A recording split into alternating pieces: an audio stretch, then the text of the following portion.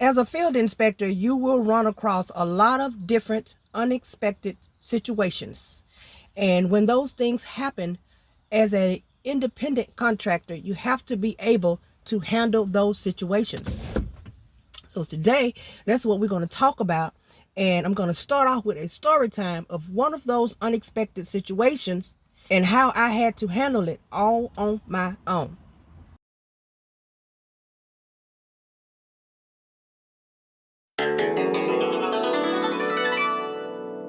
There's this client.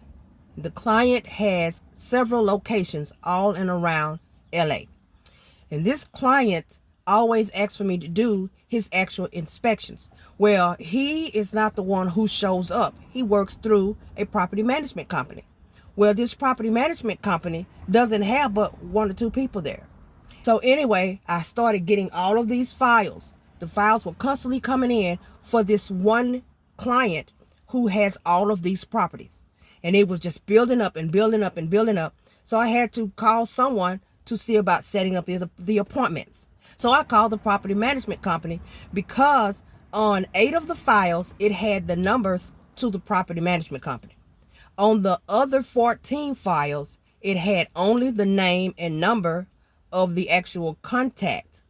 This guy decides that he is not going to cooperate, but without telling me he's not going to cooperate. Have you ever done an inspection and the person that you're going to meet comes up with all types of excuses so not to show up to an inspection?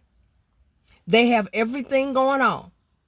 So let me tell you, the young lady I spoke with had set up 8 of them, and we were going to do 8 on that day.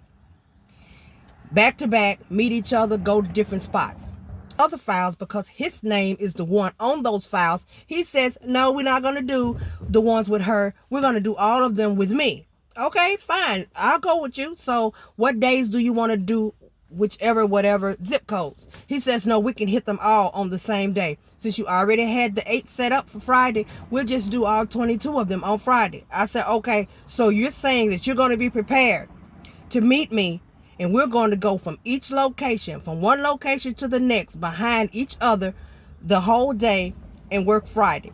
He says, yes. I said, okay, so what time you want to start? Around 8? No, that's too early for me. Let's start around 11. I said, 11 o'clock, dark going to catch us. You know that we're going to be running into traffic. All sorts of scenarios are going to be popping up, and we're not going to be able to get these inspections done. We let this window up. He is insisting on doing them all on that day. All nice. And, he's ready. He's prepared. He's ready. And in the back of my mind, I'm like, that name just looks so familiar to me. Okay. I'm going to tell you. So he says, we'll just do them all. So I said, well, I'm going to need access to a unit to every single location. Can you set that up? So he says, yes. So that gives him like 4 or 5 days before time for the inspections, because, some of the management companies around here require 3 days of notice for the tenants. He said, yeah, we just get them sent out. No problem. Everything will be fine, blah, blah, blah. Over the phone, because we had so many locations, I sent him through the text message all of the major questions that would need to be answered.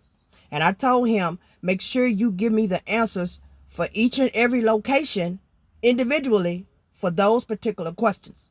And that way, when we actually meet up and start and go for the actual inspection itself, all we'll have to do is go and get the pictures, and you will be able to get me inside of the units. He's like, okay, that'll work. So I send him the information. He sends the questions back. And he says, see you on Friday. Friday comes, and he calls me 10 minutes before the first location, which means I'm in flight. I'm in the car. I'm rolling. Deetra, I'm so sorry. I'm not going to be able to come. I'm having an issue. I said, what's wrong with you? I'm sick. I'm in the hospital.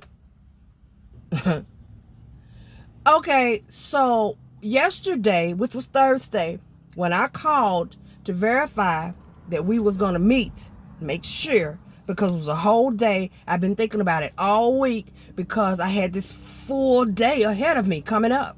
He was fine. Not saying you can't get sick, because you can. But he was, all of a sudden, he's sick. Well, I have 22 appointments scheduled. So the underwriter's expecting me to do 22 inspections.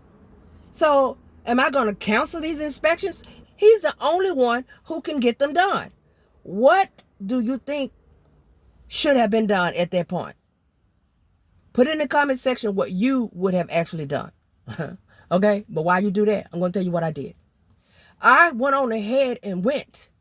And I told him that I'm just going to have to make sure that I let them know that we didn't have any access. And I'm going to tell them that you were ill. I have no other choice. I have so many inspections. And because we had set up that day of appointments, Monday was going to be a no-go anyway, because I already had filled up stuff for the next week. So anyway, not only is he in the hospital, but he says I can talk to the nurse if I want to. Do you feel like you need to talk to the nurse? Because I can let you talk to the nurse. She's in the room. I was like, no, there's no need in me talking to the nurse. I have no reason to do that. So then he goes a step further and he sends me money to get lunch as a thank you for him not having to come. Yes, I have a notification come on my phone from my bank that I had money he had sent to me through Zelle. So that's supposed to make me believe that he's sick? I don't know for sure if he was sick or not. I have no idea. You will run across contacts who will not cooperate with you. And when that happens, what are you going to do? I went on ahead and knocked out all the inspections. And when I let him know that I had done all of them, the next 2 or 3 days, he checked to make sure that everything was okay and all of that stuff. Then I asked him how's he doing. He says he's wonderful. Well, then 2 days later, the company sends me 2 more files from this insured, and his name is on it. So then when I called him and told him that I had 2 more, he was like, sure, set them up. Perfect. So I'm thinking now he's going to show up at least for these 2. It's only 2, right?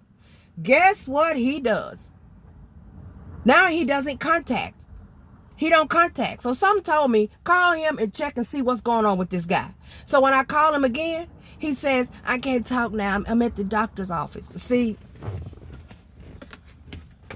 when you're out here doing this sort of work, you have to be able to call your own shots. You have to be able to take control of situations that could possibly occur.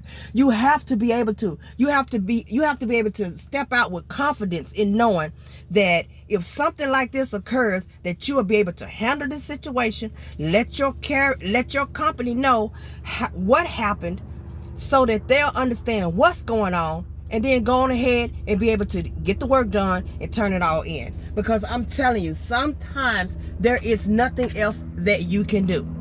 There is nothing else that you can do. And when you tell them exactly everything that has happened, hey, that's the best you can do. And all of the locations were open.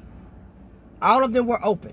So I thought about it. Once he actually answered all of those questions, he knew he wasn't coming in the first place. You know, I appreciate the funds you sent me. I sure do. Because it was way more than what the cost of lunch would be. I don't know what he thought I was going to be eating at. But, you know, I appreciate it. But at the same time, something told me that he was actually not being truthful. And he just didn't want to ride around all day. So what do you guys do? If you are an inspector and you've already been doing this sort of work, what do you do? And for those of you who are new and have never done inspections before, you need to know that these types of things can possibly happen. May not have those many files, but you will have people who will lie to you. And when you get to a location, they are not there and they don't show up. And even if you call before somebody who knows everything, jump in the comment section and say, you should call and and confirm the day before, you can call the day of and they still will not show up. You are going to have those times when people just don't show up because they don't feel like they should have to. You are going to have those insureds who are just straight out going to tell you over the phone when you first get ready to set up the appointment. I don't see a reason for you to even have to go inside of the unit. We've never had to do anything like that. We've never had to go inside. I had somebody tell me that about a restaurant. I'm like, how am I going to inspect the restaurant if I don't go inside, sir? You are going to have people who are just going to not be cooperative with you when you're trying to get these inspections done. And you got to go in this game knowing that you can handle this, put your best foot forward, step out on it, be confident in knowing that you can do this job without having to worry about someone actually being there. Okay, so you don't show up and I'm already here? You think I'm going to walk away and not get paid? I'm not doing that. Now, I did do it at first when I first started doing this job. I cut that all the way out. If I get there and you're not showing, or if I'm on the road to get there and you call me and something doesn't happen, all of a sudden you ain't showing, but I know you've answered all the questions, you had no intention of coming anyway. And guess what I'm going to do? I'm going to get this inspection done and I'm going to get paid. All right. But anyway, I just called my next person of today, so I need to get out and get some work done. You guys know what to do. Like, subscribe, put it in the comment section, tell me what you would have done. How would you have dealt with the entire situation? And well, let's talk about it. In the meantime, like, subscribe, turn on the notification bell. You guys know what to do. I will see you on the next video. Thank you guys so much for watching.